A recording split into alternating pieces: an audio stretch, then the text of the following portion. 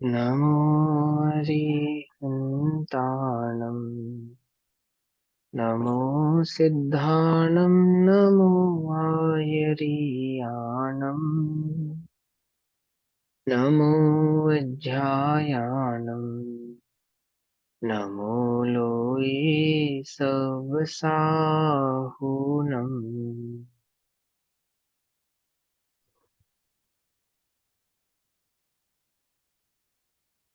ओंकारं बिन्दुसंयुक्तं नित्यं ध्यायन्ति योगिनः कामदं मोक्षदं चैव ओंकाराय नमो नमः। मङ्गलं भगवान् वीरो मङ्गलं गौतमो गणी मङ्गलं कुन्दकुन्दार्दियो जैनधर्मोऽस्तु मङ्गलम्। सर्वमङ्गलमाङ्गल्यं सर्वकल्याणकारकं प्रधानां सर्वधर्माणां जैनं जयतु शासनम्। नमः समे साराय स्वानुभूत्या चिकासते चित्स्वभावाय भावाय सर्वभावान्तरच्छिदे।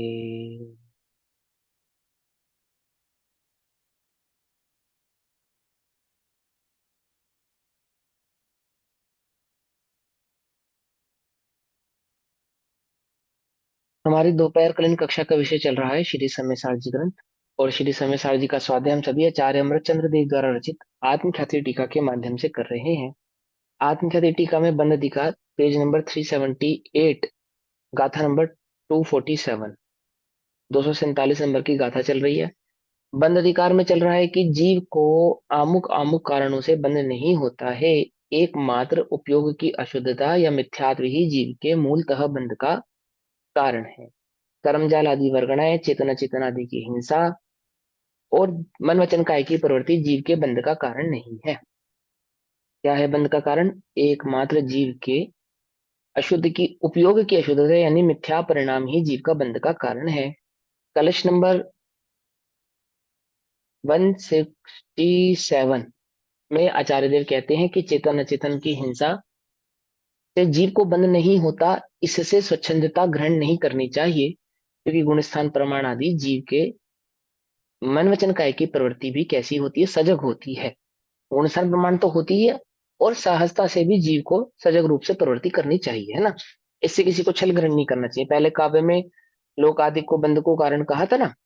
ज्ञानियों के बुद्धिपूर्वक आदि बंद आदि होते हैं सो निर्गल प्रवृत्ति अनर्गल प्रवृत्ति, क्योंकि वे निर्गल या अनर्गल कहना प्रवर्तना वास्तव में बंद का ही स्थान है। ठीक, निमित्त कारण है, निमित्त भूत है, इसलिए वहां पे स्वच्छंदता ग्रहण नहीं करनी चाहिए। ठीक, अब गाथा नंबर 247 आचार्य कुंद कुंदेव कहते हैं, क्या बतलाते हैं गाथा में भाव कि पर के मारने आदि के संदर्भ में वो गाथा कहेंगे। गाथा पढ़ेंगे। गाथा पढ़ने से पहले एक बात, ये मन वचन काय के संदर्भ में मुझसे एक चूक हो गई थी, वो मैं ठीक कर देता हूँ।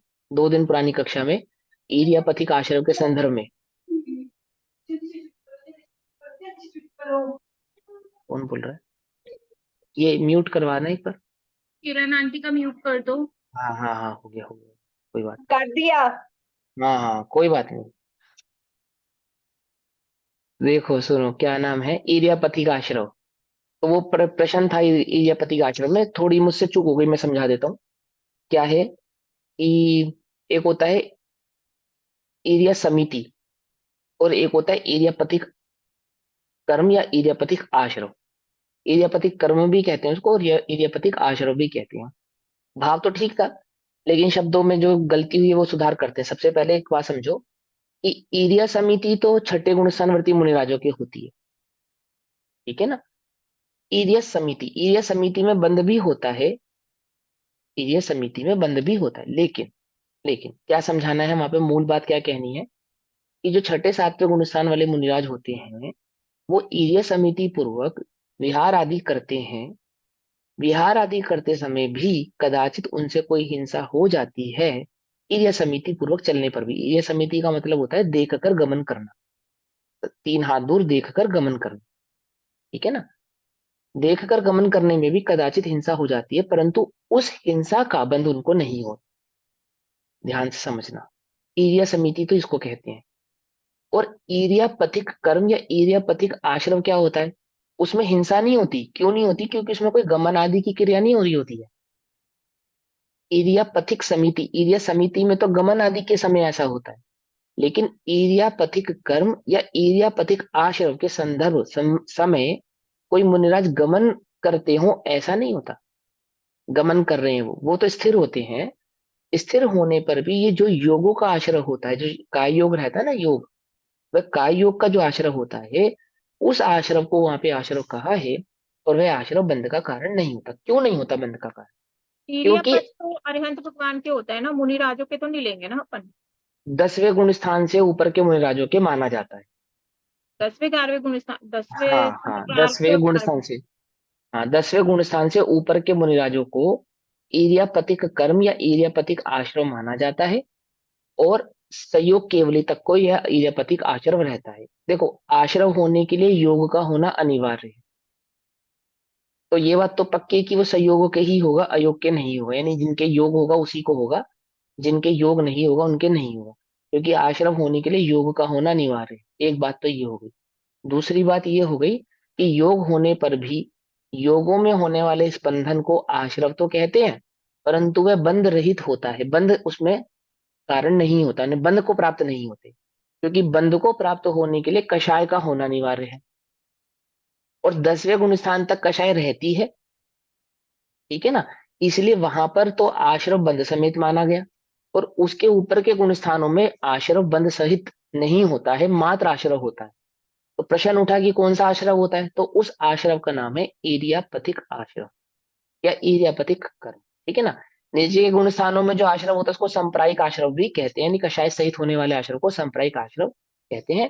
और कषाय रहित होने वाले जो आश्रव हैं उनको इरियापथिक आश्रव कहा जाता है। ठीक है, शालिनी दीदी ने मुझसे ये प्रश्न पूछा था भैया, और तो तब ये मेरा ध्यान वहां पर ग्यारहवें गया। ग्यारहवें हाँ, गुण स्थान में फिर क्या रहेगा? देखो, योग 11वें गुण रहेंगे। स्थान में भी क्या कषाय, रहेगा? कषाय उपशांत हो जाती है। क्षय या उपशांत दो अवस्थाएं होती हैं। संयोग केवली के तो कषाय क्षय होती हैं। ठीक है?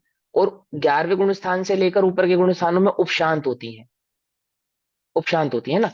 भाई, आप मेरा ना थोड़ा सा करना नियोग बहुत पक्का मजबूत नहीं है, मैं थोड़ी चूक कर जाता हूँ। ठीक है ना? तो मुझे आप लोगों का तो जिनका मजबूत है, जैसे सरोज आंटी का तो ठीक है, और भी मेरे ख्याल से एक गीता जी का भी ओके है, करना नियोग बता दिया करो भैया, आपने ये बात बोली है, ऐसे नहीं ऐसे है, कह दिया करो, टोक भैया, दिया करो मुझे। एक्चुअली ठीक है? क्वेश्चन ही सरोज आंटी के वहां से अराइज हुआ था। अच्छा, तो मुझे टोका क्यों नहीं? बता दिया करो मुझे, क्यों नहीं बताया? ऐसा है, देखो, फ्लो फ्लो में जैसे मैं पढ़ा रहा हूँ, है ना, पढ़ाते समय फ्लो में कोई बात मेरे से ऊपर नीचे हो सकती है। मैं कोई बहुत ज्ञानी नहीं हूँ, मस्त हूँ। ठीक है ना? और ध्यान कई बार उपयोग कहीं किसी और जगह पे होता है, ये कोई और बात को समझाने में होता है, तो कोई एक बात हम चूक कर जाते हैं कहने में। कोई बहुत उज्जवल ज्ञान नहीं है हमारा, मस्ती तो है। और प्रमाद भी है, कहने का भी प्रमाद होता है ना, विचारों का भी प्रमाद होता है, शब्दों का भी प्रमाद होता है। कई बार उच्चारण में भी प्रमाद होता है नहीं होता? कह दिया करो, उसमें क्या बात है? कक्षा है, ये प्रवचन नहीं है, कक्षा है। अगर कोई बात मेरे से चूक रही है तो आप मुझे बता दिया करो। और भैया, मैं अगर लेकिन ये मुझे अभी क्लियर नहीं हुआ, बात ये पर 11वें गुण स्थान में आपने कैसे कषाय रहित बोला? उपशांत, नहीं, कषाय उपशांत तो है। उपशांत, हाँ, कषाय उपशांत होने के कारण वहां बंध को प्राप्त नहीं होता। भैया बंध उपशांत मोय तो ये जो हाँ, उपशम श्रेणी मारते हैं उनको हाँ, कहलाता है। बाकी उनको जो तो होता चपक है। श्रेणी मारते हैं उनको तो क्षीण हाँ, मोय है, उपशांत तीर्ण मोय नहीं। होता है। तीर्ण हाँ और उपशांत जितनी दोनों ही देर, अवस्थाएं हैं। अब एक हाँ। इसको चीज और ऐसे जोड़ दो, लेंगे, जितनी देर उपशांत भी कहेंगे और क्षीण 11वां भी कहेंगे। जितनी देर 11वां गुण स्थान रहेगा उतनी देर के लिए मात्र इरियापत आश्रव हम उसे मानेंगे, क्योंकि उस समय जो आश्रव हुआ वो ना के बराबर हुआ। अभी सुनो तो सुनो ऐसे सुनो, लेंगे। अभी मैं इसको थोड़ा सा क्लियर कर देता हूँ। देखो, आंटी ने इसमें एक चीज और जोड़ी ना, उपशांत प्लस क्षीण मोह, दो चीजें जोड़नी है। दो नहीं, तो चीजें जोड़नी है। उपशांत 11वें गुण अभी स्थान में उपशांत हुआ, 12वें गुण स्थान में हुआ ना क्षीण, वो तो श्रेणी का तो अलग ही गुण स्थान हो जाते हैं ना। अरे भैया, पहले बात को समझो, बात तो समझो तभी तो क्लियर होगी। बात यह है कि जब कर्म का आश्रय होता है तो उसको बंद होने के लिए क्या चाहिए? कषाय चाहिए। देखो, ये दो पेज हैं, ये 2 पेज है ना, इनको मैंने ऐसे करा, अब ये आपस में चिपक गए या नहीं चिपके? नहीं चिपके ना, ये देखो, ये चिपके ही नहीं। लेकिन अगर मैं इनके बीच में गोंद लगा दूं और फिर इन्हें ऐसे करूं, तो ये चिपक जाएंगे या नहीं चिपक जाएंगे आपस में? समझे नहीं समझे? यानी इन दोनों पेजों में चिपकने के लिए बीच में एक चीज चाहिए, वो है गोंद, फेविकोल या गोंद, है ना। यदि वह गोंद नहीं है तो ये पेज आपस में ऐसे ऐसे ऐसे जोड़ने से चिपकेंगे नहीं, चिपकेंगे नहीं, है ना। ऐसे ही जो आश्रव होता है वो आत्मा से बंध स्वरूप, बंध को प्राप्त हो, इसके लिए कषाय चाहिए, कषाय का विद्यमान होना अनिवार्य है। ठीक। तो 10वें गुण स्थान से या तो क्षीण हो या उपशांत, यानी कि कषाय वहां पर उपशांत रूप से है, उपशांत रूप से या क्षीण रूप से, क्षीण माने है ही नहीं, खत्म, समझ। और उपशांत यानी कि दबी हुई, उपशांत यानी कि दबी हुई। अब देखो उपशांत और क्षीण को भी समझा देते कैसा। देखो क्षीण तो है ही नहीं, क्षीण तो है ही नहीं। मान के चलो गोंद की जगह मैं यहाँ पे थोड़ा सा पानी लगाऊं और इनको ऐसे कर दूं, तो चिपकेंगे या नहीं चिपकेंगे? चिपक जाएंगे ना। लेकिन कितनी देर तक? कुछ समय के लिए। हाँ, अपने आप ही छूट जाएंगे, क्योंकि पानी के अंदर ऐसी शक्ति नहीं है कि वो बहुत देर तक इनको रोक सके। समझे नहीं समझे में बात? तो वहां पे उपशांत और क्षीण कषाय में क्या स्थिति बनती है कि आश्रव तो हो रहा है, लेकिन कषायों के उपशांत और क्षीण होने के कारण वे कर्म आत्मा से चिपकते नहीं है, यानी कि आत्मा में बंध को प्राप्त होते नहीं है। बंध को प्राप्त होने के लिए कषाय का होना अनिवार्य है, जो कि 10वें से ऊपर के गुण स्थानों में कषाय का जो सद्भाव है वो ना है, ना बराबर है, नहीं होने जैसा है। जैसे मैंने ना पानी जैसा, तो पानी जैसे संबंध को कहते हैं नहीं होने जैसा है। पर निचले के गुण स्थानों में वो ऐसा संबंध है कि वहां उसको बंध की प्राप्ति होती। अब वो श्रेणी मानने की अपेक्षा से उपशांत और क्षीण दोनों लगा लेना आप। ठीक। और अब क्षीण में बोलो। अंतर क्या पड़ेगा फिर? दबा हुआ और क्षीण माने अभाव रूप। नहीं, यहाँ पे फिर यहाँ पे जो कर्मों का आश्रय हो रहा है उसमें उपशम और क्षीण में अंतर क्या पड़ेगा? आश्रय तो दोनों को हो रहा है, आप कह रहे हो। आश्रव तो केवली तक होगा, आश्रव तो केवली भगवान तक भी होगा, अरिहंत अवस्था तक रहेगा, क्योंकि दोनों का आश्रव होता इरियापति है, ही होगा, क्योंकि चाहे उपशम आश्रव, हो चाहे हाँ क्षीण।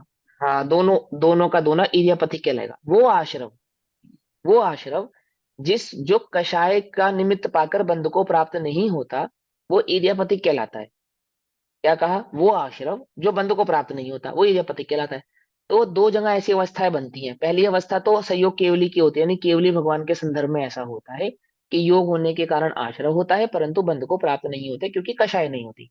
एक अवस्था तो ये हो गई।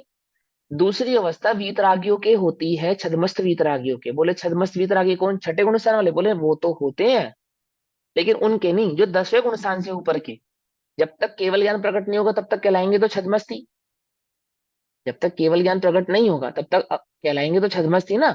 लेकिन कषायों का उपशांत या क्षीणपना तो प्रकट हो गया ना। तो जो उपशांत और क्षीणपना प्रकट हुआ है उसके कारण बंध को प्राप्त नहीं हो रहा, समझे। इसलिए वहां पे उसको इरियापतिक कर्म या इरियापतिक आश्रम ऐसा नाम प्राप्त हुआ है। तो जानते जी ठीक बताया ना, मैंने कोई गलती तो नहीं करी? हाँ नहीं ठीक है भैया, हाँ, ऐसा कुछ नहीं। ठीक है। हाँ ऐसा हाँ, है बता दिया करो। हाँ 11वें गुण स्थान। इसको 4 नाम दे सकते हैं या इरियापत ही मानेंगे भाई? जैसे क्या? केवली भगवान, जैसे केवली भगवान के तो है ही इरियापत आश्रव। तो हाँ हाँ, 10वें गुण स्थान में तो देखो सूक्ष्म लोग होता है, तो उसमें तो हम इरियापत आश्रम नहीं मान सकते। 10वें गुण एक स्थान अपेक्षा के से कह ऊपर, 10वें गुण 11वें स्थान और के ऊपर, 12वें को क्योंकि मान 10, सकते हैं। 10वां इसलिए काउंट करा, सुनो 10वां क्यों काउंट करते हैं वो भी बता देता हूँ। 11वां क्यों नहीं कहा आपने, 10वां क्यों कहा? 11वां 12वां भी तो कह सकते थे, क्योंकि 10वें के अंत से शुरू हो जाता है ये, इसलिए 10वां काउंट किया है। 4 नाम दे सकते हैं या इरियापत ही मानेंगे इनका भी कई बार होता है ना भी, जैसे 11वें और 12वें गुण स्थान वर्ती मुनि राजों के तो हमने उपचार से कह दिया कि उनके उपचार से है इरियापत आश्रव, और नहीं नहीं, वास्तव उपचार में से नहीं केवल है, भगवान उपचार के से नहीं है वास्तव में, क्योंकि वहां पे कषाय की जो क्षीणता या उपशांत कषाय पना जो हुआ है वो जानते वास्तव में हम हुआ है। जैसे क्षीण होती हाँ, नहीं है। वो वास्तव में हुआ है, वो उपचार से नहीं कहलाएगा, वो वास्तव में हुआ है। उपचार से तो नीचे के गुण स्थानों को कहा ना, जैसे छठे मुनिराज वाले, जो छठे गुण स्थान वाले मुनिराज है उन्हें वीतरागी कहेंगे या नहीं कहेंगे? हाँ बोलो, कहेंगे, पर अपेक्षा से है ना, कहेंगे ना। 12वें की हाँ, अपेक्षा तो। लेकिन अब उसमें क्या लिखा कि वीतरागी मुनिराजों के, छदमस्त वीतरागियों के और केवली भगवान के, ठीक है ना। छदमस्त दोनों वीतरागियों के और और बाद में हाँ मुनि और केवल राजों। विद्वान के इर्यापति का आश्रम होता है। तो वहां ये उपचार से ये बात समझनी पड़ेगी कि वहां पे 10वें गुण स्थान से ऊपर के मुनिराजों की बात कही है। 11वें गुण स्थान वाले क्यों नहीं कही? क्योंकि 10वें के अंत से ये परिणाम शुरू होता है। अंतिम जो समय। 10वें का हाँ जो 10वें का शुरुआती समय वहां पे लोभ शांत उपशांत को प्राप्त होता है, और जो हम्म अंतिम समय है वहां पे उपशांत हो गया होता है। समझे नहीं समझे? इसलिए वहां 10वां काउंट किया। आगे बात पकड़ में? ठीक है ना? आप क्लियर है? हाँ बोलो। भैया जैसे कि 11वें, अभी ये वाला पॉइंट एक और बताओ कि जैसे 11वें गुण स्थान में उपशांत मोह है, तो उस समय हम्म, मोहनी कर्म दबा हुआ है, हाँ उस समय उसे इरियापत आश्रय है, तो उस समय उसे कोई कर्मों का, मतलब उस कर्मों का असर नहीं हो रहा। नहीं, कर्मों का आश्रय हो रहा है, बंद नहीं हो रहा। अच्छा, आश्रय हो रहा है, आश्रय हो रहा है, बंद बंद नहीं हो रहा। नहीं, और जैसे ही हाँ उसकी मोहनीय कर्म का उदय आएगा तो वो गुण स्थान से नीचे गिरेंगे, 11वें गुण वो स्थानवर्ती गिर मुनि रहा, हाँ हाँ, फिर वो फिर से आश्रव को प्राप्त होने बंद को प्राप्त होने लगे। आश्रव और बंद में भेद को समझना पड़ेगा। यही आश्रव और आपने बंद। उपशम और शाइट में बताया, और शोपशमिक में कैसा रहेगा? उसमें भी सेम इर्यापति की रहेगा। क्षय उपशमिक अवस्था नहीं होती, दो अवस्था होती है, करता उपशांत और क्षीण। अच्छा, क्षयोपम उपशम और सम्यक शाइट। हाँ दृष्टि, क्षयोपम सम्यक दृष्टि कभी भी श्रेणी नहीं चढ़ता, वो हाँ सुनो, द्वितीयोपम सम्यक्त करता वो है। हाँ वो द्वितीय उपशम सम्यक को प्राप्त होता है ना? तो वहां पे क्षय उपशम अवस्था प्राप्त नहीं होती, वहां पे तो उपशांत अवस्था होती है या क्षीण अवस्था होती है, दो ही अवस्थाएं होती है। ठीक है। ठीक है ना? हाँ, तीसरी वो अवस्था होती ही नहीं है, जो होती ही नहीं वो अवस्था तो बात खत्म, उसका कोई क्वेश्चन ही नहीं है ऐसा। अब गाथा पढ़ते हैं ना। गाथा नंबर 247। एक बात और बतानी थी। हाँ, एक प्रसंग ये भी था कि सम्यक दृष्टि जीव को रस्सी को सांप कहे, है ना? वो प्रसंग है ना, मोक्ष और प्रकाश जी में प्रयोजन भूत और अप्रयोजन भूत। एक प्रसंग वो भी बतलाना था, देखो वो ध्यान से समझना। जैसे पंडित टोडरमल जी ने वहां पे प्रयोजन भूत और अप्रयोजन भूत को समझाया कि तत्वों प्रयोजनभूत तत्वों को वो जानता है। अब मैं जो प्रसंग समझाना चाहता हूँ वो ध्यान से समझना, जो मैं उस दिन भी समझाना चाहता था शायद क्लियर नहीं हुआ, फिर से बताता हूँ। मान के चलो कोई सम्यक दृष्टि तिर्यंच अवस्था में है, तो वहां वो 7 तत्वों के नाम नहीं जानता। समझ में बात? एक बात। दूसरी बात, मेरा ये शरीर है, ये पुद्गल है, ऐसा नहीं जानता। ये शरीर है ऐसा भी नहीं जानता, क्योंकि वहां पे उसको उस प्रकार का क्षयोपशम प्रकट नहीं हुआ है। पहली बात ये समझना ध्यान से। सिर्फ इतना क्षयोपशम प्रकट हुआ है कि ये मैं नहीं हूं, मैं आत्मा हूं, मैं आत्मा हूं। वह भी पूर्ण पूर्व कर्म के उदय से जो 5 लब्धि आदि उसको प्राप्त होती है ना, 3-4 लब्धियां प्राप्त हुई और वहां पे उसने पुरुषार्थ किया, सम्यक दर्शन का प्रकट किया। तो वहां जो उसको क्षयोपशम प्रकट हुआ, वो कितना क्षयोपशम प्रकट हुआ? किसी भी जीव को जो क्षयोपशम प्रकट होगा वो द्रव्य क्षेत्र काल और भाव की अपेक्षा से ही प्रकट होगा, किसी भी जीव को।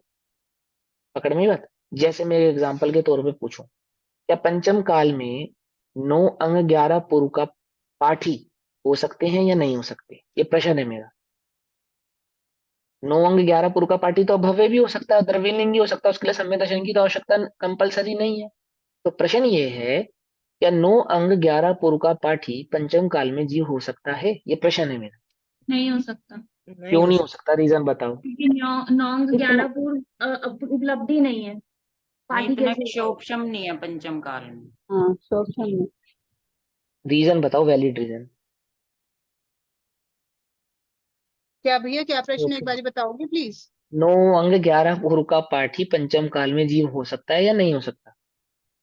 काल का प्रभाव क्षम है, नहीं 9 है। 11 पूर्णी 11 अंग 9 पूर्व, उल्टा बोल दिया आपने। 11 अंग 9 पुरु, 9 पुरु 11 अंग, ऐसे 9 अंग 11 पुरु। 9 क्षोभक्षम नहीं है ना इतना पंचम काल में, इसलिए नहीं हाँ है। एक गुणस्थान, गुणस्थान की अपेक्षा से भी कह सकते हैं कि छठा सातवां गुणस्थान नहीं होता है यहाँ तक। अरे नहीं, पहले गुणस्थान वाले को होता है इतना ज्ञान।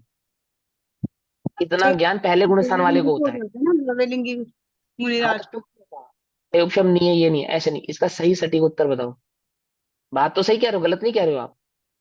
पंचम काल, काल में ऐसी जीव पैदा काल ही का नहीं प्रभाव। जो इतना हाँ, क्षयोपशम के धारी हो कि वो अब 11 वही अंग में देखो, का पाठी हो जाए। अब ये ना देखो, मिथ्या दृष्टि को होता है, ये बात तो पक्की है। तो पंचम काल के मिथ्या दृष्टि को क्यों नहीं होता? बोले योग्यता नहीं है उसके पास। इतना होने के लिए भी योग्यता चाहिए। पकड़ में ही बात नहीं? पकड़ में ही। ऐसे ही जो तिर्यंज आदि गति के जीवों को कोई पूछे कि उनको वो ज्ञान क्यों नहीं मिला, क्षेपक्षम ज्ञान उनको उस प्रकार का प्रकट क्यों नहीं है जैसे मनुष्य को प्रकट है, क्योंकि गति प्रमाण योग्यता नहीं है उसके पास। पंचम काल में कोई जीव सम्यक दर्शन को भी प्रकट कर ले, सातवां गुण स्थान भी प्रकट कर ले, इतनी योग्यता तो है, लेकिन 9 अंग 11 पूर्व का पाठी हो जावे इतनी योग्यता नहीं है, जो कि चौथे काल में अभव्य के पास भी है। पकड़ में आई बात, नहीं पकड़ में आई, है ना। दूसरी बात और समझो, वज्र ऋषभ नारा सैन्य शरीर वाले को होता है, ये भी नियम है, समझे। यानी कि जो द्रव्य है ना, मन, द्रव्य मन, उसमें उतनी मजबूती चाहिए, जो ऋषभ नारा सैन्य शरीर वाला होता है ना, उसके द्रव्य मन में वो ताकत होती है कि वो उतनी बात को ग्रेस यानी कि कंट्रोल कर सके। हमारे जैसे शरीर में ताकत नहीं है ना, हमारे मन में भी ताकत नहीं है, पता ये बात। 10 प्राणों में एक प्राण होता है, कौन सा प्राण? मन प्राण। क्या होता है मन प्राण? मन का घात होने पर भी प्राण पखेरु हो सकता है, समझे। जो जैसे आप जिसको हार्ट अटैक कहते हो या टेंशन कहते हो, हाइपर टेंशन कहते हो, दिमाग की नस फटना कहते हो, क्या है वो? कि मानसिक तनाव को नहीं झेल पाने के कारण जीव की मृत्यु हो गई। तो 10 प्राणों में एक प्राण है मन प्राण। वो जो मानसिक स्थिति है, वो पंचम काल के पास जो जीव है उसके पास वैसी योग्यता नहीं है, उतनी योग्यता वो लेकर पैदा नहीं हुआ। ऐसे ही जो त्रियंच आदि गति के जो जीव होते हैं उनके पास वह योग्यता नहीं होती जैसी मनुष्य गति के जीव के पास होती है। जो क्षेपक्षम ज्ञान मनुष्य गति के जीव के पास होगा, वैसा क्षेपक्षम ज्ञान त्रियंच गति के जीव के पास नहीं होगा। उसके क्षेपक्षम ज्ञान में और मनुष्य के क्षेपक्षम ज्ञान में भेद होगा, अंतर होगा। अब एक बात और सोचो, यदि कोई जीव सम्यक दृष्टि है और नारकी है, तो उसको अवधि ज्ञान विभंग होगा या सुअवधि ज्ञान होगा? सम्यक दृष्टि नारकी का जो अवधि ज्ञान है वो विभंग अवधि ज्ञान कहलाएगा या विभंगी सुअवधि होगा, ज्ञान? तभी तो लड़ाइयां चलती है वहां पे। कुअवधि होगा। नहीं नहीं, सुअवधि होगा, सम्यक है तो अवधि ज्ञान, कुअवधि कैसे होगा? हाँ, ये आंटी तो पढ़ने क्षेत्र योग्य है।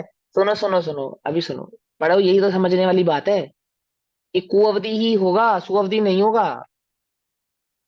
अवधि क्यों? ज्ञान कु ही रहने वाला है, क्योंकि इस अवधि ज्ञान सम्यक दर्शन का कारण नहीं है।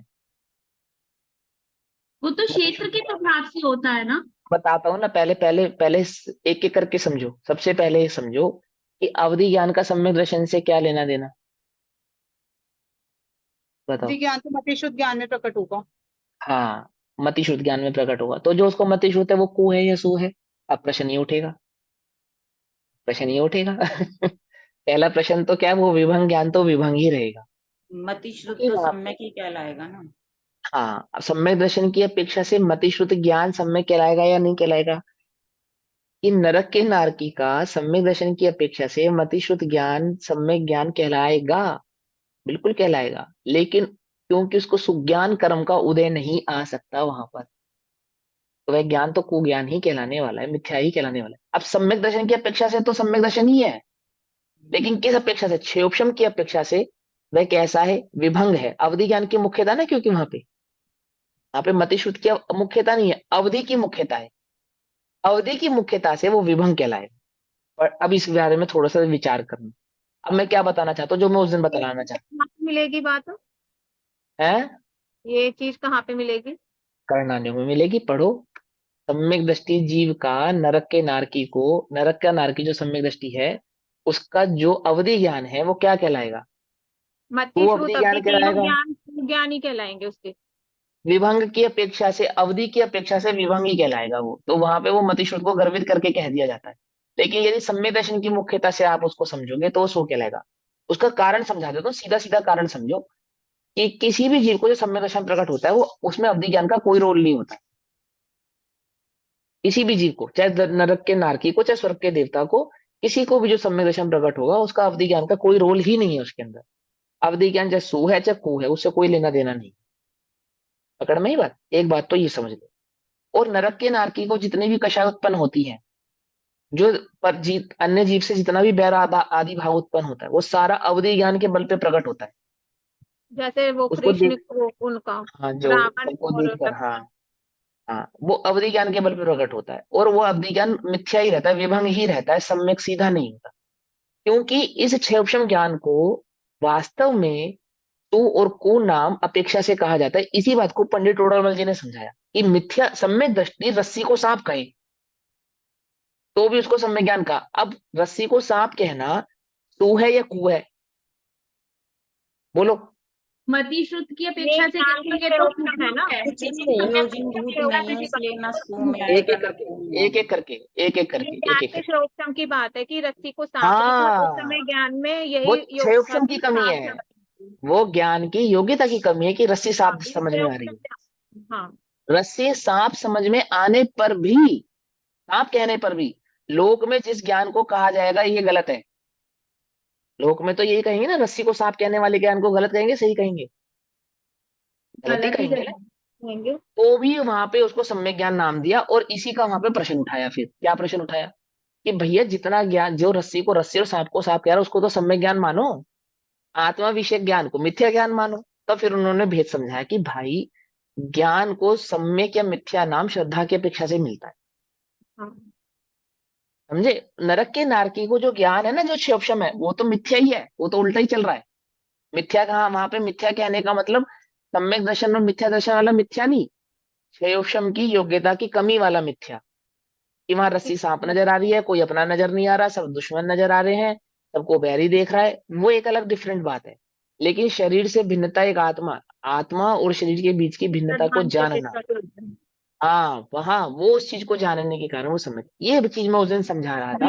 यहाँ पे हम ये कह रहे हैं कि मतिश्रुत ज्ञान की अपेक्षा से हम बात कर रहे हैं कि उसका ज्ञान सुअवधि और कुअवधि की श्रेणी पाएगा। लेकिन एक जगह ये भी लिखा हुआ है कि क्वेश्चन। मतिश्रुत ज्ञान ही सम्यक ज्ञान का आधार होता है, वो फिर कैसे हाँ माना हाँ जाएगा? हाँ, अब ये क्योंकि जो सम्यक दर्शन प्रकट होता है, उस सम्यक दर्शन को प्रकट होने के लिए जिस बेसिक ज्ञान की जरूरत होती है, वो मतिश्रुत ज्ञान होता है। अभी एक बात बताऊं, मतिश्रुत ज्ञान में को और सू जैसा जो भेद किया, ध्यान से समझना, वो अपेक्षा से किया। फिर समझो, मति श्रुत ज्ञान, ज्ञान तो ज्ञान ही है, ज्ञान ना मिथ्या होता है ना सम्यक होता है, श्रद्धा की अपेक्षा से उसे मिथ्या और सम्यक नाम प्राप्त होता है। क्या कहा? अभी मेरा ज्ञान मिथ्या है सम्यक है, मैं ये पढ़ा रहा हूँ, इसमें जो लिखा है वही बात बोलकर बताऊंगा, वही पढ़ाऊंगा, ये ज्ञान मिथ्या कहलाएगा सम्यक कहलाएगा? बोलो। मिथ्या। यदि क्यों सम्यक कहलाएगा दर्शन मिथ्या? क्योंकि श्रद्धालु की अपेक्षा कहलाएगा। से नहीं देख रहे हैं हम उसको। हाँ हाँ, लेकिन ज्ञान तो सही है ना, ज्ञान गलत थोड़ी है। लेकिन ज्ञान तो जो, नारकी, सम्यक दृष्टि नारकी को भी तो अगर हम देखें तो उसको भी तो हाँ श्रद्धान की अपेक्षा तो वो सही है, फिर हम उसको हाँ, कुअवधि क्यों? लेकिन क्योंकि क्योंकि क्योंकि क्षयोक्षम की अपेक्षा से, अवधि तो क्यों क्यों बोल रहे हैं? क्योंकि वहां पर सुअवधि कर्म का उदय नहीं है, पहली बात तो ये समझो, उदय ही नहीं है, वो विभंग ही रहने वाला है, वो कोई बदल के सही हो जाने वाला नहीं है। क्यों नहीं हो जाने वाला? क्योंकि अवधि ज्ञान का सम्यक दर्शन से कोई तारतम्यता का परिणाम, कोई भेद नहीं है, कोई लॉजिक नियम दोनों के बीच में। इस अवधि ज्ञान सही होगा तो ही सम्यक दर्शन होगा, और अवधि ज्ञान सही नहीं होगा तो सम्यक दर्शन नहीं होगा, ऐसा कोई बीच में संबंध नहीं है, कोई संबंध ही नहीं है। क्योंकि सम्यक दर्शन प्रकट होता है, उसमें अवधि ज्ञान का कोई रोल ही नहीं होता, कोई रोल नहीं होता, अवधि ज्ञान हो मतलब या अवधि ज्ञान ज्ञान को नहीं हो। ज्ञान को अलग कर दिया, मति श्रुत अवधि सबको अलग अलग करके देख रहे हैं यहाँ पे। अब आप अलग अलग करके ज्ञान समान्य की अपेक्षा से और ज्ञान को सामान्य भाव की अपेक्षा से कहना, या मति श्रुत से कहना, अलग अलग करके कह रहे हैं या उसको जोड़ के कह रहे हैं, ये सब में अटकने की जगह उसकी अपेक्षा को समझो कि किस अपेक्षा से उस बात को कहा जा रहा है। मन से जिस ज्ञान, जो ज्ञान होता है वो मति ज्ञान, श्रुत से जो ज्ञान होता है सो श्रुत ज्ञान। बस इतनी सी बात है, देखकर सुनकर पढ़कर जो ज्ञान हुआ, है ना, और जो ज्ञान मन से हुआ, उस ज्ञान का नाम मति श्रुत है। ये क्या है? ये पर की अपेक्षा से किया गया कथन है। देखो एक बात समझो, ज्ञान में मतिश्रुत नाम का भेद होता है या नहीं होता है? पहला प्रश्न ये, क्या बोला? ज्ञान ज्ञान में तो मतिश्रुत, ज्ञान है ना, ज्ञान मति में तो श्रुति तो कोई हमने समझने के लिए भेद किए हैं। ज्ञान में हाँ तो कोई ज्ञान, भेद ही नहीं, तो माता ज्ञान में ज्ञान ही भेद नहीं होता, लेकिन योग्यता से, गति की योग्यता से, है ना, ज्ञान में भेद करके बतलाया जाता है, कहा जाता है, समझाया जाता है। क्या है मतिश्रुत? ज्ञान की योग्यता। ये जो जीव है ये भी छद्मस्त है, संघी पंचेंद्रिय। जो चार इंद्रिय जीव है वो भी छद्मस्त है, दोनों के पास ज्ञान गुण है, एक का ज्ञान गुण ज्यादा है एक का कम है, ऐसा क्यों? तो फिर समझाएंगे कर्म के उदय से कि ये मन वाला है, मन सहित है, ये मन रहित है। बोले मन क्या चीज है? फिर उसको द्रव्य मन से समझाएंगे, भाव मन को, पकड़ में मत, इंद्रियों से समझाएंगे भाव इंद्रियों को, ऐसे ही मति शुद्ध से समझाएंगे ज्ञान की योग्यता को। फिर पकड़ में आ गई बात, अभी समझ में आती है। अब क्या होता है, नरक के नारकी के पास कौन सा ज्ञान है, कि ज्ञान तो ज्ञान है, और नरक की योग्यता की अपेक्षा से उसके पास जो ज्ञान विद्यमान रहेगा, जो भी ज्ञान रहेगा, अगर अवधि की अपेक्षा से देखेंगे तो को अवधि ही रहेगा। वहां पे अवधि सो हो जाने वाला हो ऐसा कोई नियम नहीं है। अब आ जाओ मतिश्रुत में। श्रद्धान की अपेक्षा से मतिश्रुत ज्ञान को सम्यक ज्ञान नाम कहेंगे, तभी तो सम्यक दृष्टि कह रहे हैं, मिथ्या दृष्टि थोड़ी कह रहे हैं। श्रद्धान की अपेक्षा से तो वो सम्यक दृष्टि ही है।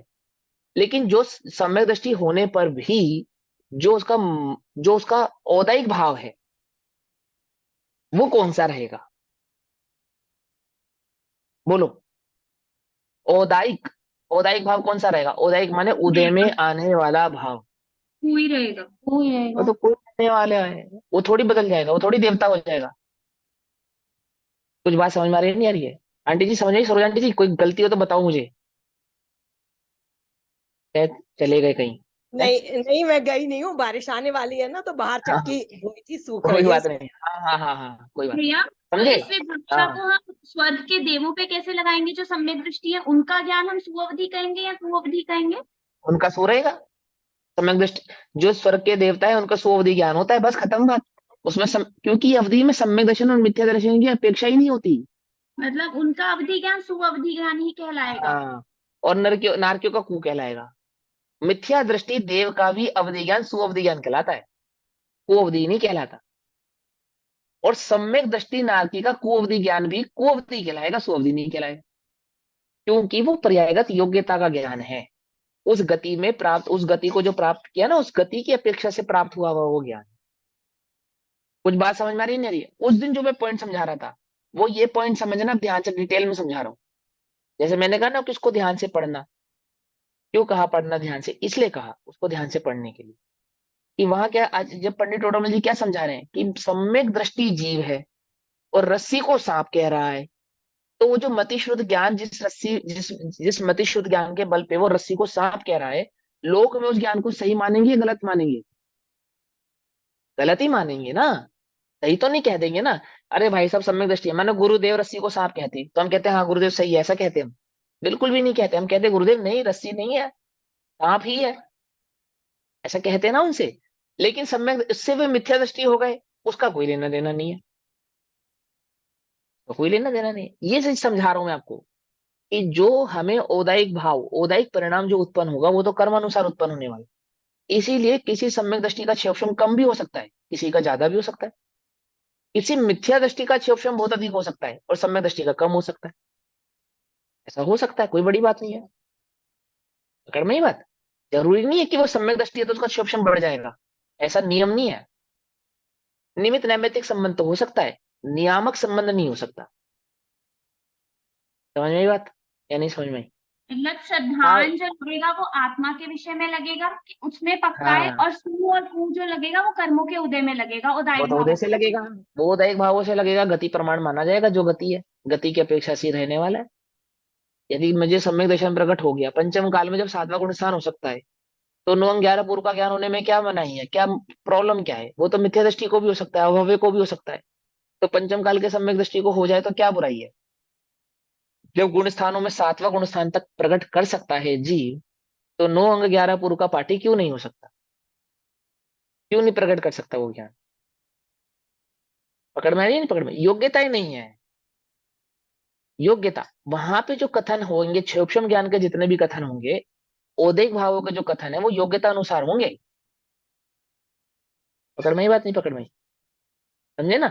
योग्यता से जाने जाएंगे।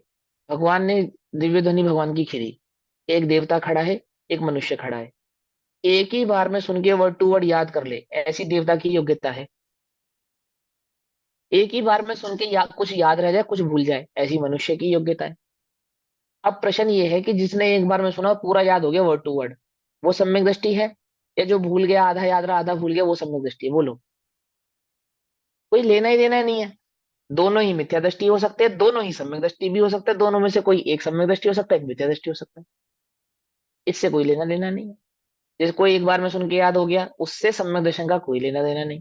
जिसको सुन के आधा याद रहा आधा भूल गया, उससे भी सम्यक दर्शन का लेना देना नहीं। समझे? वहां प्रयोजनभूत किसको कहते हैं? वहां प्रयोजनभूत तत्व की जानकारी का नाम नहीं है। वहां पे प्रयोजनभूत कहने का तात्पर्य आत्मानुभूति है। क्या कहा, पकड़ में आई बात? वहां प्रयोजनभूत कहने के पीछे लॉजिक क्या है, रीजन क्या है? प्रयोजनभूत क्या है? तत्व संबंधी जानकारी को नहीं कह रहे हैं वहां प्रयोजन। प्रयोजन है कि उसने वो जो आत्मानुभूति प्रकट की है, उस आत्मानुभूति में सातों तत्व गर्भित है। क्या उसमें ना कि सिर्फ सातों तत्व गर्भित है, उसमें देवशास्त्र गुरु भी गर्भित है। बोलो, सम्यक दृष्टि तिर्यंच नियामक रूप से, नियमित रूप से मंदिर जाएगा या नहीं जाएगा? सम्यक दृष्टि तिर्यंच पांचों गुण नहीं, सन तो नहीं हुआ वो? नहीं, श्रावक तो है ना? क्यों? श्रावक श्रद्धावान विवेकवान क्रियावान, योग्यता नहीं है और उसकी। छठ कर्माणी दिने दिने देव दर्शन गुरु उपासना स्वाध्याय संयम तप और दान, वो तो भी करने योग्य है। और वो पांचवा गुणसान भी हो सकता है, उसको चौथा भी हो सकता है। सम्यक दर्शन देवशास्त्र गुरु की श्रद्धा नहीं है उसे? तो इतना ज्ञान नहीं है, वो दायिक भावों में चला जाएगा। उसकी योग्यता भी हाँ, नहीं है। ना ज्ञान ना योग्यता कुछ नहीं है, वो उदय भाव है उसका, उस गति प्रमाण ही रहने वाला है, वो गति से बदलने वाला नहीं, वो गति प्रमाण ही रहने वाला है। ये थोड़ा सा समझो, इस बात को थोड़ा डिटेल में समझो, तो वो बात बहुत अच्छे से आपको समझ में आएगी कि वहां पे एक्चुअल में बात क्या है, सम्यक दर्शन चीज क्या है। हम जिस क्षेपक्षम ज्ञान को सम्यक दर्शन में घुसा रहे हैं ना, क्षेपक्षम लब्धि और क्षेपक्षम ज्ञान में क्या अंतर है, ये समझना पड़ेगा। इसके लिए ना ज्ञान, भैया, देवश्री की जो जीवनी चल रही है ना, जो गुरुजी ने बनाई हुई है, बहुत सुंदर है। उसमें औदायिक भावों का इतना सुंदर विवरण दिया हुआ है कि कैसे गुरुदेव श्री के औदायिक भाव अलग थे, मरण के समय पे कैसे थे, और उसको कैसे नहीं हमें देखना है। बहुत सुंदर वो समझाया है। वो देखो, क्या ज्ञानी के जो औदैहिक भाव होते हैं वो अनुकरणीय इसलिए नहीं होते। किसी भी ज्ञानी के औदैहिक भाव अनुकरणीय होते ही नहीं। अनुकरणीय क्या होता है? आगम में कहा गया जो चरणानुयोग है वो अनुकरणीय होता है। क्योंकि आमुक ज्ञानी के जीवन में कोई कार्य था, या कोई आमुक ज्ञानी इस प्रकार का कार्य करता था, इसलिए हम भी कर सकते हैं, हमें करना चाहिए, ये अच्छी बात नहीं है, करने योग्य बात नहीं है। क्योंकि चाहे ज्ञानी हो चाहे ज्ञानी हो, औदैहिक भाव तो किसी का भी अनुकरणीय नहीं है, चाहे वह गुरुदेव हो, चाहे वो भैंश्री हो, चाहे वो कोई भी हो, अनुकरणीय नहीं होता ये। समझे नहीं समझे? अनुकरणीय के लिए राजमार्ग है ना, चरणानुयोग है, वो अनुकरणीय है, अनुकरण करने योग्य है। व्यवहार चारित्र जो है वो अनुकरण करने योग्य है, ऐसा। क्योंकि गुरुदेव, अब वो मैंने बताया ना, गोपाल दास जी, विवरणी जी भिंडी खाते थे, तो सभी को खानी चाहिए क्योंकि वो खाते थे, ये कोई नियम नहीं है। वो तो ज्ञानी थे, वो तो जानते थे, तब भी तो वो खाते थे। अरे भाई, वो खाते थे तो खाते थे, हम भी खाएं ऐसा नियम नहीं। शेर सुदर्शन समाइक करते थे शमशान में, तो बोलो भैया, कहाँ करे समाइक? शमशान में करें या घर करें? बोलो। कोई कोई नियम नहीं है उसका कि आपको शमशान में जाके करनी पड़ेगी, ऐसा कोई नियम नहीं है। किसी का मन है शमशान में जाके करने का, सो करो। अपने क्योंकि सेठ योग्य है तो सुदर्शन शमशान संसार में में करते करना। थे, क्योंकि सेठ सुदर्शन शमशान में करते थे इसलिए हमें करनी चाहिए, ये कोई नियम नहीं है, ये कोई नियम नहीं। पकड़ में ही बात? हाँ, ऐसा कोई नियम नहीं है। ऐसे ये औदैहिक भाव कहलाते हैं। क्या कहलाते हैं? ये औदैहिक भाव, ऐसा। और ज्ञानी के औदैहिक भाव क्या नहीं होते? अनुकरण करने योग्य नहीं होते।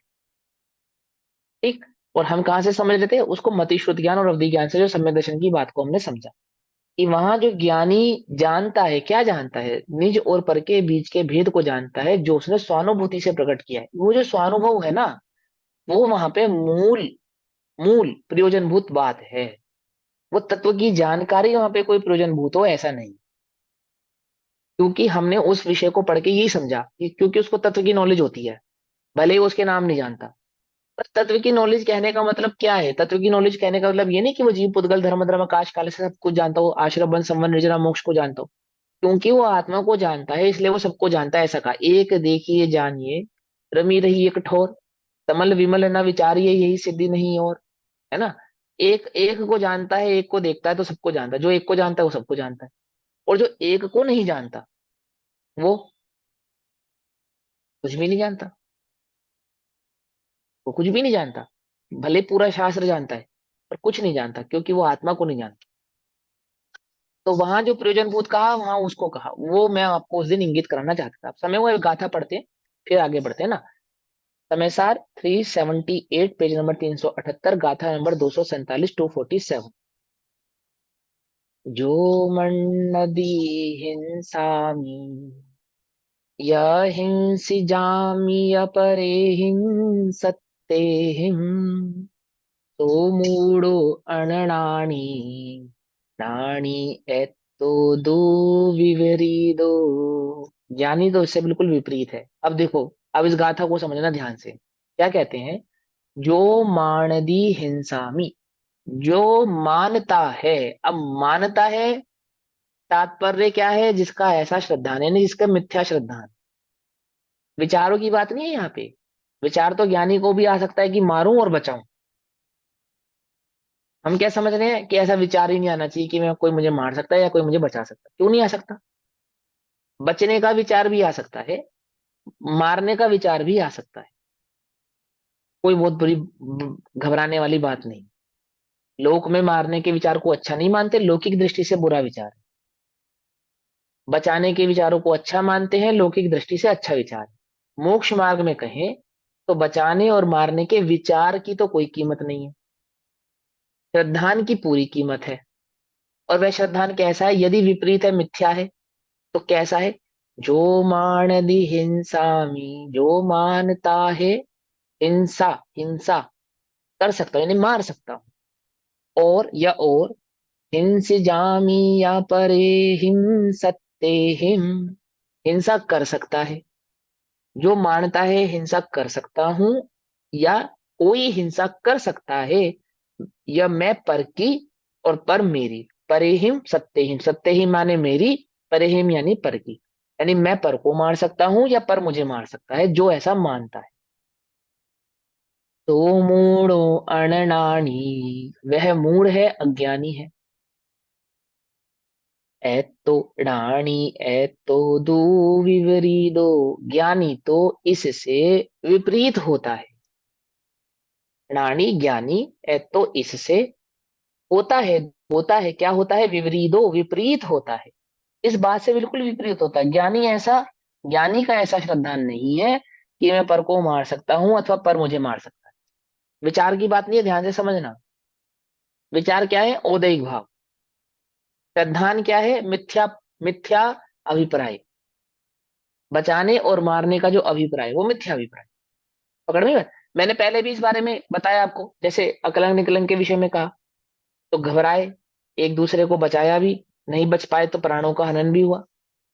मुनिराज, सम्यक दृष्टि मुनिराज आचार्य कहते हैं कि जाओ, अभी तुम्हारे प्राणों, अभी तुम्हारा जीवन है, अपने प्राणों की रक्षा करो, दीक्षा का विच्छेद करो। विष्णु कुमार मुनिराज छायक सम्यक दृष्टि, जो ये बात जानते हैं कि मैं पर की रक्षा नहीं कर सकता, किसी को बचा नहीं सकता, 700 मुनिराजों की रक्षा करने के लिए जा रहे हैं, है ना? विचार नहीं, विचार नहीं, श्रद्धान की बात चल रही है। और श्रद्धान सम्यक कब होता है? स्वानुभूति से ही होता है। स्वानुभूति क्या है? उसका कसौटी है, उसकी प्रमाण है वो उसका।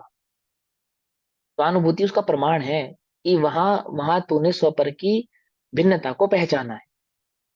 ठीक। तो क्या कहते हैं? जो मानता है, जो मानता मैं मारूं पर, अरुघात पर मेरा करे, तो मूढ़ है, अज्ञानी है, विपरीत इससे ज्ञानी है। ठीक है ना? ज्ञानी इससे विपरीत है। जो विष्णु कुमार मुनिराज को आया वो औदैहिक भाव है, और औदैहिक भाव अनुसरण करने योग्य नहीं होते, अनुसरण करने योग्य नहीं। बचाने का परिणाम आना बुरा है, यदि बुरा नहीं है तो प्रायश्चित किस बात का है? फिर प्रायश्चित किस बात? तो रामचंद्र जी ने सीता को बचाने का परिणाम किया, उनको भी प्रायश्चित लेना चाहिए कि भैया गुणस्थान प्रमाण, कौन से गुणस्थान में कौन से परिणाम को प्रायश्चित स्वरूप माना गया। क्या कहा? ऐसा। आगे कितने सारे भेद खड़े हो गए ना। पूरा, पूरी डिक्शनरी खुल जाएगी इसकी, पूरा इंडेक्स खुल जाएगा इसका, कि कहाँ किसको कहाँ कैसे क्या हो सकता है। तो क्या समझा रहे हैं आपको? जो विपरीत श्रद्धानी है उसके श्रद्धान में ऐसा है कि मैं पर को मार सकता हूं अथवा पर मुझे मार सकता है। और जो ऐसा जानता है, यानी कि जिसको जिसको स्वपर के बीच की भिन्नता का ज्ञान नहीं है, जो देह को ही आत्मा मानता है, वो मूढ़ है, अज्ञानी है, ज्ञानी तो ऐसा नहीं जानते, वो तो अपने को इस देह से भिन्न जानते हैं, 10 प्राणों से भिन्न जानते हैं। ठीक, क्या कहते हैं, जो मन्यते यह मानता है कि इन समीच मैं पर जीवों को मारता हूं, पर ही सत्तव हिंसा और पर जीव मुझे मारते हैं, तह वह मूढ़ मोही है। मूढ़ है, कौन है, मोही है। अनंतमति, विष्णु कुमार मुनिराज बचाने के परिणाम से गए, अनंतमति क्या कहती है कि सांप को मारने का कोई लाभ नहीं, कोई लाभ नहीं है। क्यों? क्योंकि ये जो परिणाम जो आयु है वो तो आयुष कर्म के अधीन है ना। इस नाग की अपेक्षा से थोड़ी मैं मर जाऊंगी। अमरचंद सेठ शेर के पिंजरे में घुस गए जलेबियां लेके। बोलो भैया, कितने लोग जलेबी लेकर जंगल में जाने को तैयार हैं? परिस्थिति वश की बात है ना वो देख परिणाम। ठीक है ना। हे शेर महाराज, हिरण को मारना छोड़ दो। अभी शेर लाई थी ना हमारी सरकार, आज कितने 20 25 50 100 शेर लाई थी, और उनके शिकार के लिए हिरण भी छोड़े उसमें, चिड़ घर क्या बोलते हैं उसमें, सेंचुरी में, वाइल्ड लाइफ सेंचुरी में। याद पड़ा, न्यूज़पेपर नहीं पड़ा? अभी 8 9 महीने पुरानी खबर है, 8 9 10 महीने पुरानी। अब क्या करे, सरकार से क्या गुहार लगाए कि जलेबियां रखवा दी जाए जंगल में? क्या गुहार लगाए, हिरण को बचाया जाए? मैं क्या कहना चाहता हूँ, मेरी बात को समझना ध्यान से। जो इन ओहापोह में फंसे हुए हैं ना, ये हिंसा, ये हिंसा, ये ऐसा नहीं करना चाहिए। गुणस्थान प्रमाण हिंसा नहीं होनी चाहिए, करनी ही नहीं चाहिए, अनुसरण करने योग्य नहीं है। लेकिन ज्ञानी कहने का तात्पर्य यह नहीं है कि मैं किसी को बचाने का भी परिणाम ना करूं, और अथवा किसी को कोई मुझे मारने का परिणाम करे तो स्वयं बचने का परिणाम भी ना करूं। ये परिणाम तो उदय उदय अनुसार, परिस्थिति अनुसार, गुणस्थान प्रमाण तुम्हें आपो आप आ जाने वाले हैं। जो ताकत लगानी है, जो शक्ति लगानी है, इन औदैहिक भावों से भिन्न उस ज्ञायक तत्व को देखने में लगानी है। क्योंकि यदि तुमने उस ज्ञायक चैतन्य भाव का अनुभव नहीं किया, और तुम भले ही बिल्कुल शिलावत बैठे हो कि कोई मुझे मार नहीं सकता, खाल उतार दी जाए, नमक लगा दिया जाए, मिर्च लगा दी जाए, और देह के मरण से मेरा मरण नहीं होगा, ये विचार तुम्हें सम्यक दर्शन प्रकट कराने वाला नहीं है। त्रिविलिंगी को भी नहीं करा पाया, क्योंकि वो औदैहिक परिणामों से स्वयं को भिन्न नहीं देख पाया। वो औदैहिक परिणामों को ही वो एक्सरसाइज मानता है। क्या मानता है? एक्सरसाइज समझते हैं, भेद विज्ञान। औदैहिक परिणामों को, औदैहिक परिणाम भेद विज्ञान नहीं है। औदैहिक परिणामों से भिन्न उस ज्ञायक तत्व की जो दृष्टि करना है ना, उपयोग में ले जाना, पुरुषार्थ, वो वास्तविक भेद विज्ञान है, जो उसको प्रकट नहीं हुआ।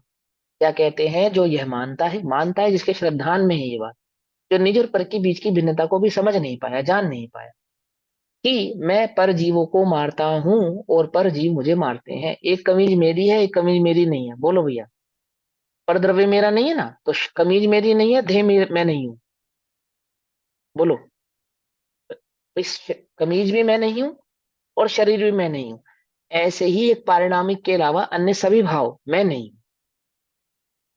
औदेक भी मैं नहीं हूँ, क्षयोपशमिक भी मैं नहीं हूँ, छायक भी मैं नहीं हूँ। समझे नहीं समझे? औपशमिक भी मैं नहीं हूँ, वो पांचों चारों ही मैं नहीं हूँ। एक से तो भेद विज्ञान करते हो, एक से नहीं करते हो। जैसे पाप परिणाम मेरा नहीं है, सो पुण्य परिणाम भी मेरा नहीं है। ऐसा एक से भेद विज्ञान करे, एक से नहीं करे, ऐसा नहीं। पर माने समस्त पर पदार्थ। हम कैसा भेद विज्ञान करते हैं, आधा पर मेरा है, आधा पर मेरा नहीं। कुछ बात समझ में आई? पर में भेद करते हैं ना, पर यानी पर द्रव्य में, द्रव्य कर्म, भाव कर्म, नो कर्म। द्रव्य कर्म से भिन्न देखा, नो कर्म से भिन्न देखा, और भाव कर्मों से, भाव कर्मों से भी तो भिन्न देखना है ना। या भाव कर्मों से भिन्न नहीं देखना, ये ऐसी बात हुई, शर्ट में नहीं हूं, शरीर में हूं। ऐसी बात हुई, एक को भिन्न जाना, एक को भिन्न नहीं जाना। द्रव्य कर्म से भी भिन्न, नो कर्म से भी भिन्न, भाव कर्म से भी भिन्न। क्या बचा? एक गायक भाव बचा, एक चैतन्य गायक भाव बचा। वो चैतन्य गायक भाव बचा, सो उसका अनुभव, दृष्टि यानी उसका अनुभव। समझे भेद विज्ञान? तो क्या कहते हैं, जो ये मानता है कि मैं पर जीवों को मारता हूं और पर जीव मुझे मारते हैं, वह मूढ़ है, मोही है। मोही है मतलब मिथ्या दृष्टि है, अज्ञानी है। और अथा विपरीत, इससे विपरीत जो ऐसा नहीं मानता वह ज्ञानी है। ठीक है। अब मानना, मानना मतलब, मानना मतलब, श्रद्धा। मानना मतलब श्रद्धान। हाँ, मानना मतलब श्रद्धा। हम आपसे पूछे कौन हो आप, कि मैं आत्मा हूँ, ऐसे थोड़ी कहोगे। बोलो भैया, बच्चे के रिपोर्ट कार्ड में क्या लिख कर आया तुम्हारा नाम, आत्मा। डॉक्टर के पास जाओगे, डॉक्टर के पास क्यों जाने लगे, तुम तो रोग हो जाएगा तो डॉक्टर के पास जाओगे नहीं, क्योंकि तुम तो आत्मा हो। नहीं, मैं शरीर के लिए गया हूँ। तो फिर वहां डॉक्टर को क्या बताओगे, डॉक्टर पूछेगा तुम्हारा नाम क्या है, मेरा नाम तो शुद्ध आत्मा है, इस शरीर का नाम ऐसा है। ऐसा बताओगे उसे, कैसे बताओगे। है ऐसे कुछ समझदार ज्ञानी। अभी ऐसे भेद विज्ञान, इसको भेद विज्ञान नहीं कहते हैं भाई। ये तो सब तुम एक्सरसाइज कर रहे हो बस, मानसिक एक्सरसाइज। इसकी कोई कीमत नहीं है, उल्टा नहीं पकड़ना, छलग्रहण नहीं करना। इसकी कोई कीमत नहीं है, वास्तव में इसकी कोई कीमत नहीं। आप विचार तो करो ना, द्रव्य लिंगी का जो स्वरूप हमें बतलाया गया, वो क्यों बतलाया गया। क्योंकि आप एक्सट्रीम अगर जाओगे तो कहाँ चले जाओगे, वहां तक जा सकते हो। ये एक्सट्रीमनेस भी जीरो है, आपकी किसी काम की नहीं है। ये बतलाने के लिए बतलाया गया उसका स्वरूप। समझे नहीं समझे, क्या नहीं किया आपने, भिन्न जानने का जो पुरुषार्थ है वो सही नहीं किया।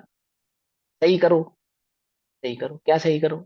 मैं आत्मा हूं, मैं आत्मा हूं, ये रट लगाने से अच्छा है मैं आत्मा हूं, इसका अनुभव करो, इसका अनुभव करो। ठीक है ना, साधारणता, बिल्कुल शांति से, ज्यादा उहापोह नहीं, शांति से इसका विचार विवेक पूर्वक शांत होकर कीजिए। चौराहे पे खड़े होकर चिल्लाने से मैं आत्मा हूं प्रकट नहीं होगा सम्यक दर्शन। क्या कहा, समझे। शांति से अंतर में देखने पे प्रकट होता है, शांति से अंतर में देखने में, भिन्न जानने पर आत्मानुभूति प्रकट होती है। ठीक। मैं पर जीवों को मारता हूं और पर जीव मुझे मारते हैं, ऐसा अध्यवसाय। क्या है अध्यवसाय, ध्यान से समझना। ध्रुवपने से, ध्रुव पर, ध्रुव रूप से, ध्रुव रूप से यानी कि नियम से, निश्चय से, निश्चयता अज्ञान है। ऐसा अध्यवसाय, अध्यवसाय किसका भेद है, मिथ्यात्व का भेद है ना। अध्यवसाय संशय और विपर्य, ये किसका भेद है, मिथ्यात्व का भेद है। यानी कि ऐसा मिथ्या अभिप्राय, अध्यवसाय यानी कि अभिप्राय, विचार नहीं। विचार और अभिप्राय में अंतर है या नहीं है, बोलो भैया। विचार में और अभिप्राय में अंतर है। जैसा अभिप्राय है वैसा विचार होगा, नहीं, अभिप्राय कदाचित हो श्रद्धा सकता है। पूर्वक होता है। विचार तो गुण हाँ, प्रमाण होंगे। हाँ, विचार गुण स्थान प्रमाण होते हैं, अभिप्राय श्रद्धान प्रमाण होता है। श्रद्धा क्या है आपको, और श्रद्धा अब हमारी तो भगवान में बहुत पक्की श्रद्धा है। क्या श्रद्धा है तुम्हारी भगवान में, कि वो हमारे सब दुख हर लेंगे। ये श्रद्धा नहीं, ये तो मिथ्या श्रद्धा है। मेरी भगवान में पूरी पक्की आस्था है, कोई नहीं डिगा सकता। क्या आस्था है, क्या नहीं डिगा सकता कोई, हमें भी तो मालूम चले। कि लोक में तो उसको अच्छा मानते हैं, निचली भूमिका में छद्मस्तों के लिए अथवा मलेच्छों के लिए तो वो अच्छा मानते हैं कि मुझे देव शास्त्रों में श्रद्धा है, मैं अन्य देवी देवताओं को पूजता नहीं, उनके आगे सर नहीं झुकाता, वे मेरा भला बुरा नहीं कर सकते, मात्र अरिहंत ही मेरे इष्ट है। बहुत बढ़िया है, इतना क्या सो शाबाश। परंतु, परंतु क्या इस श्रद्धान को ही श्रद्धान कहते हैं, क्यों, इस श्रद्धान को श्रद्धान नहीं कहते। हाँ, इस प्रकार का श्रद्धान सम्यक दर्शन में परंपरा से निमित्त कारण तो हो सकता है, लेकिन वह परंपरा से निमित्त भी जब ही कहलाएगा जब आप मूल श्रद्धान को प्रकट करें तो। यदि आपने मूल श्रद्धान को प्रकट नहीं किया तो वह निमित्त श्रद्धान भी किसी काम का नहीं। समझे नहीं समझे। आपने बाड़ लगाई खेत में और बीज बोया नहीं, बाड़ तो लगा दी, बीज नहीं बोया, तो बोलो भैया फसल की रक्षा करेगी बाढ़ या नहीं करेगी। कि बाढ़ रक्षा तो करेगी पर फसल तो हो। फसल तो उगेगी नहीं। फसल तो है ही नहीं, रक्षा कैसे करेगी। ऐसे ही देवशास्त्र गुरु का श्रद्धान तो बाढ़ जैसा है, परंतु वह बाढ़ है किसके लिए, किसकी रक्षा के लिए है। ऐसा मार्गदर्शन गीत अंतर में प्रकट किया। देह से भी आत्मा को जाना, नहीं जाना, वो किसकी करेगी रक्षा, बोलो वो बाढ़ किसकी रक्षा करेगी। अनायतनों से दूर करा तुमको, देवशास्त्र गुरु के समीप करा, तो किसके लिए किया था। कि जैसा अनायतनों में श्रद्धा लेकर बैठा था ऐसी श्रद्धा लेकर यहाँ आ गया। क्या, पहले हनुमान मेरे रक्षा करने वाले थे, अब अरिहंत मेरी रक्षा करने वाले हैं। पहले देवी आदि दिहाड़ी मेरे को पुत्र आदि देने वाली थी, अब महावीर मुझे पुत्र देने वाले हैं। पहले अन्य अन्य ग्रह मेरा भला बुरा करने वाले थे, अब ये हरिन्द्र भगवान की भक्ति आदि करूंगा तो ये ग्रह आदि से मुझे मुक्ति मिल जाएगी, निवारण हो जाएगा। अरे भले आदमी, ग्रह, तेरा ग्रह पहले भी बिगाड़ सुधार कर सकते थे, तेरा ग्रह अब भी बिगाड़ सुधार कर सकते हैं। बात तो वही रही या नहीं रही? कुछ बात समझ में नहीं आई? वह जो बाढ़ है वो फसल की रक्षा के लिए है। फसल है फसल? फसल ही नहीं है। तो फसल पे ध्यान दो, बाढ़ भी हो, परंतु जिसकी रक्षा के लिए वह बाढ़ की गई है वह कौन सा परिणाम है? वो श्रद्धान है। कैसा श्रद्धान है? अभिप्राय का श्रद्धान। अध्यवसाय से विपरीत भिन्न क्या है? कि मैं पर को मारता हूं, पर मुझे मारता है। मैं पर को नहीं मार सकता, अब ये समिति पूर्वक चलूं या नहीं चलूं? पानी छान कर पीऊं या नहीं पीऊं? रात्रि भोजन करूं या नहीं करूं? क्योंकि ये सब में तो जीव हिंसा कही गई है, और हिंसा में कर नहीं सकता। पर को मैं मार नहीं सकता, तो फिर तो अनछना पानी पियो, रात्रि भोजन करो, नीचे देख के चलने की आवश्यकता नहीं है, और जैसे मर्जी झाड़ू लगाओ, जैसे मर्जी कार्य करो। ऐसे ही कह रहे हैं ना? यही तो कह रहे आचार्य थे हमसे। अभिप्राय अभिप्राय। अरे हाँ भाई, इसको नहीं कह रहे हैं, इसको नहीं कह रहे हैं। ये कह रहे हैं कि बचाने मारने का भाव नहीं, ये तो गुणस्थान प्रमाण होना ही चाहिए, होगा ही होगा, होता ही है। हम तो अभिप्राय की बात कर रहे हैं, तो फिर विचारों में चला गया, फिर तू भावों में चला गया। पकड़ में ही बात। उन भावों से दूर हो जा, यहाँ अभिप्राय की बात पे आ। यहाँ समझ, तेरे अंतर में श्रद्धा। तू स्वयं को देह से भिन्न जानता है या नहीं जानता? हाँ मैं शरीर से भिन्न हूँ। अरे भैया, जानता है या नहीं जानता? हाँ मैं भिन्न हूँ। लाओ भाई एक तलवार, काटो इसकी गर्दन। अरे महाराज क्या कर रहे हो आप? तू तो देह से भिन्न है ना? नहीं, हाँ काट दो मेरी गर्दन, कोई बात नहीं। ऐसा पक्का श्रद्धान भी किसी काम का नहीं। आत्मानुभूति हुई या नहीं ये बता। गर्दन भी कटवा ले कि मैं देह नहीं हूं, तो भी श्रद्धान नहीं है, यदि आत्मानुभूति नहीं हुई है तो। ये कह रहे हैं। हाँ, कच्चा पक्कापन क्या है? कच्चा पक्कापन परिणामों का नहीं, कच्चा पक्कापन श्रद्धान का। समझे? श्रद्धान की अपेक्षा से परिणामों में, निमित्त नैमित्तिक परिणामों भावों में, परिणामों में भी सम्यक्तता, निर्मलता आती है, आती है। कदाचित नहीं भी आती है, और कदाचित आती भी है, लेकिन वो सेकेंडरी बात है, सेकेंडरी, उसकी चर्चा बाद में करेंगे। परिणाम देखो, परिणामों की चर्चा होती है चरणान योग में, कर्णान योग में। परिणाम संभालने की चर्चा कर्णान योग में करेंगे। परिणाम संभालने की वो क्या कहेंगे? आमुक माने परिणाम परिणाम आमुक होते बंध हैं। का कारण है। हाँ, करण का अर्थ ही अमुक, परिणाम। हाँ अमुक परिणाम अमुक, अमुक कर्म बंध का कारण है। इस प्रकार के परिणाम करने से इस प्रकार की गतियां होती है, इस प्रकार का परिणाम करने से बहु आरंभ बहु हिंसा के परिणाम नरक ले जाने वाले हैं। अल्प आरंभ अल्प हिंसा के परिणाम स्वर्ग और देवता बना देने वाले हैं। मायाचारी के परिणाम तिरंज आदि गति में ले जाने वाले। ठीक। आचरण कैसा होना चाहिए चरणानुयोग में बतलाया जाएगा। और अभिप्राय श्रद्धान ये द्रव्यानुयोग में बता रहे हैं। तो जब तुम वहां पे गड़बड़ नहीं करते, जब चारित्र की बात करते तो चारित्र ही पकड़ते हो, जब परिणामों की बात करते हैं तो परिणाम पकड़ते हो। तो यहाँ अभिप्राय की बात कर रहे तो अभिप्राय क्यों नहीं पकड़ते? परिणाम और चारित्र क्यों पकड़ते हो? क्या? यहाँ अभिप्राय की बात कर रहे हैं, अभिप्राय पकड़ो, उल्टा उल्टा नहीं पकड़ो। पकड़ में ही बात। समय हो रहा है, मैं पढ़ता हूं। मैं पर जीवों को मारता हूं और परजीव मुझे मारते हैं, ऐसा अध्यवसाय ध्रुव रूप से, नियम रूप से, पक्की बात है, पक्के रूप से अज्ञान है, अज्ञान है। और वह अध्यवसाय जिसके है वह अज्ञानी पने के कारण मिथ्या दृष्टि है, और जिसके वह अध्यवसाय नहीं है वह ज्ञानी पने के कारण सम्यक दृष्टि है। अध्यवसाय, अभिप्राय। ठीक। अभी समय हुआ, बाकी चर्चा हम कल करेंगे। तब तक के लिए सभी को जय जिनेन्द्र। ओम नमः सिद्धेभ्यः। मुझे निधि निज में बताई, यह अनंत उपकार है, उसके लिए जिनवाणी माँ को वंदना शत।